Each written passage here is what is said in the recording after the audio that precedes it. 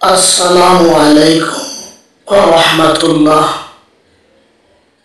শ্ৰদ্ধা অসমবাসী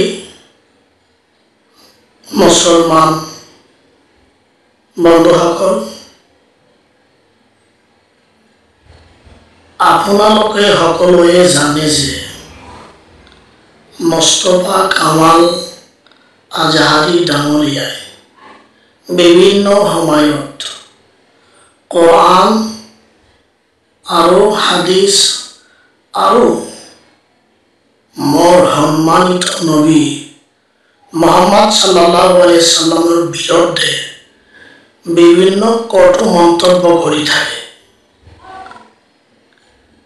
কিন্তু তাৰ পিছতেও যেতিয়া সি কোনো এটা ভিডিঅ' আপলোড কৰে, আপোনালোকে বেয়া কমেন্ট কৰি তাক বেয়া কথা কয়, লাইক কৰে, কোনোবাই শ্বেয়াৰ কৰে।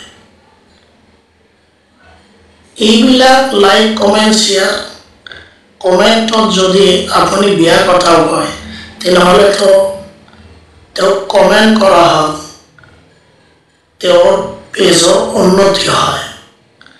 গতিকে মুস্তাফা কামাল আজহাৰীৰ ফেচবুক পেজ আনফলো কৰি দিয়ক আপোনালোকে, আৰু ইউটিউব চেনেল আনসাবস্ক্ৰাইব কৰি দিয়ক।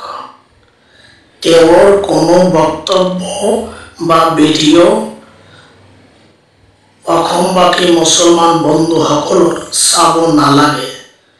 তেওঁ নিৰীহ মানুহৰ ইমান হৰণ কৰি আছে। ধন্যবাদ। আসসালামু আলাইকুম ওয়া ৰাহমাতুল্লাহ।